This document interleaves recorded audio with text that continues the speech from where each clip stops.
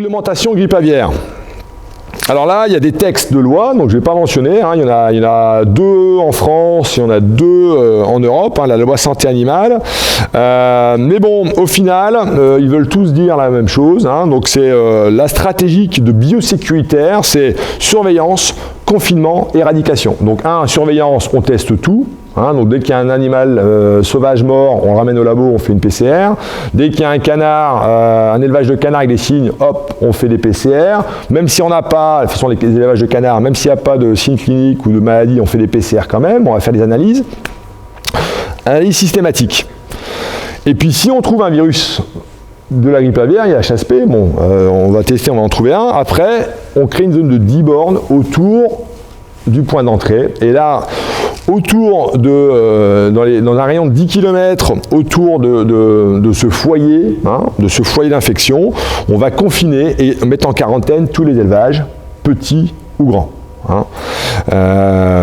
Interdiction de transport des volailles, interdiction de rationnement de volailles, et on va analyser tous les élevages, petits ou grands. Je pense que certains d'entre vous ont été, ça s'est passé chez vous avec le cas à Warem.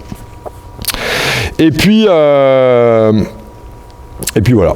Et donc après, si vraiment le risque, si on trouve la grippe aviaire un peu partout sur le territoire, ce qui s'est passé cette année, bon bah là l'État ne prend pas de problème, on met un risque élevé sur tout le territoire, toutes les volailles sont confinées, voilà, et puis en espérant que ça va s'arrêter tout seul. Bon. Et puis là, bah, les élevages professionnels, mais les canards, les poulets labels, les poules pondeuses plein air, les basses-cours, les applants, tous ces gens-là qui vivent ou qui ont une passion autour de la volaille, bah, ils s'arrêtent. Hein. Parce que c'est vrai qu'il y a beaucoup d'éleveurs de pondeuses plein air. Bon, bah, ils se sont mis à faire de la pondeuse plein air par conviction peut-être, parce qu'ils aiment ce mode d'élevage-là. Et puis tout d'un coup, on leur dit, bon, bah, tes poules, tu les gardes à l'intérieur. En plus, ils ne sont pas équipés. Donc moi, j'ai plusieurs éleveurs qui m'ont appelé en me disant, bah ouais, bah, parce que quand on confine les élevages, bah, quand on met les poules à l'intérieur, qu'on les confine, eh ben, il faut un bâtiment qui soit fait pour ça. Hein, il faut une ventilation correcte, il faut pouvoir mettre une alimentation. Mais si ça, c'est pas. Il y a beaucoup de ces élevages plein air qui ont juste un petit local là, pour mettre un peu de grain et pour dormir. Et en fait, les poules, elles vivent dehors. Quoi, hein, donc bah, pour eux, c'est un gros problème. Hein, donc vous n'êtes pas les seuls à être embêtés, si vous voulez, par cette grippe aviaire. Et puis, alors, il faut éliminer les volailles infectées. Alors ça, c'est la première partie. Donc, on surveille. J'ai dit quoi? Surveiller. 2, confinement. Et 3, éradication des volailles, des contre-virus, de la grippe aviaire autopathogène. On va éradiquer tous les élevages. Alors c'est une euthanasie. Et il faut considérer les animaux, les fumiers et l'œuf. Donc tout ça, si vous voulez, ça, on considère ça comme matériel contaminé. Et donc normalement, on essaie de ne pas transporter ces trucs-là à l'extérieur. Parce que si on transporte du fumier infecté à l'extérieur, bon, ou alors des cadavres à l'extérieur, ce qui se passe, c'est que y a des plumes qui volent, et donc là ça peut contaminer plein de trucs. Hein. Je ne sais pas si vous avez déjà suivi un élevage, un camion avec des volailles à l'intérieur, il y a des plumes qui sortent à tout bout de champ. Hein. Et donc les méthodes, en fonction des possibilités, le compostage, l'incinération ou l'enterrement, ou le rendering, c'est quand on les emmène dans un abattoir spécial pour récupérer la graisse des canards, enfin la graisse des poulets, tout ça. Hein, donc là, je reviens sur les zones de surveillance, zone de protection, le foyer, donc bon, et donc ces zones, voilà, zone de surveillance 30 jours, zone de protection, donc c'est 21 jours après la première infection, ça veut dire que toutes ces zones-là, s'il y a un cas de grippe aviaire, en gros, pendant 2 mois, 3 mois environ, voilà, il y a un contrôle des déplacements pendant au moins 3 mois après un cas de grippe aviaire, hein, pour faire simple. Après, évidemment, ces zones, bon, bah, c'est pas des ronds concentriques. Hein. On regarde les cantons, les routes commerciales, les autoroutes, les couvoirs, les abattoirs. On regarde où est-ce qu'il y a des zones, un peu des points sensibles. Et donc, on peut ajuster ces zones pour intégrer ou pas certains élevages, quoi. Hein. C'est un peu... Voilà. Alors, à ne pas faire, voilà, c'est ce qu'on trouve des fois, c'est des volailles de basse-cour, mortes, hein, dans un fossé. Mortes de grippe aviaire, on les jette dans le fossé.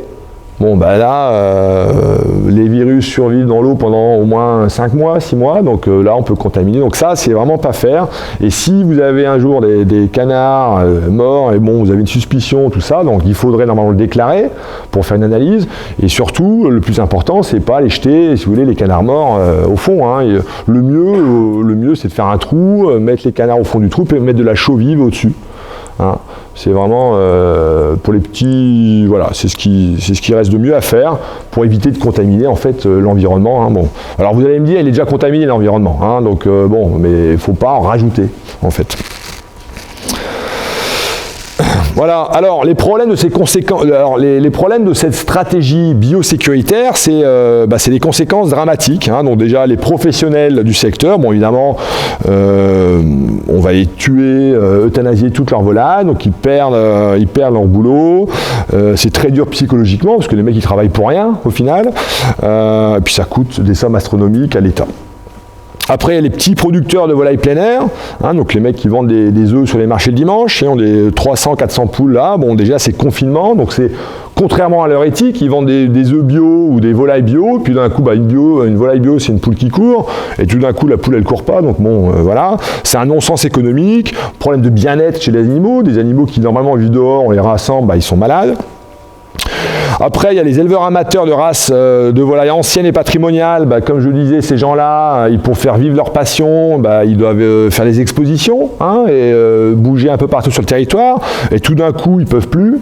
Donc, ce que j'ai raconté tout à l'heure, c'est voilà, en quelques années, 30% des éleveurs amateurs ont disparu parce que il n'y a aucun intérêt. Et puis enfin, les chasseurs à la hutte, voilà, interdiction de déplacer les canards. Votre activité de chasse, elle est finie. Quoi, si vous ne pouvez pas le faire. Hein. C'est bien le problème. Alors après, il y a une loi qui est passée, là, c'était en septembre, là, où si vous avez moins de 15 canards, vous avez le droit de déplacer. Bon, ça, c'est une première étape, hein, un premier pas vers on va dire une réglementation qui soit acceptable. Mais bon, après, il faudrait voir avec vous si ça vous convient ou si c'est un peu limite comme règlement.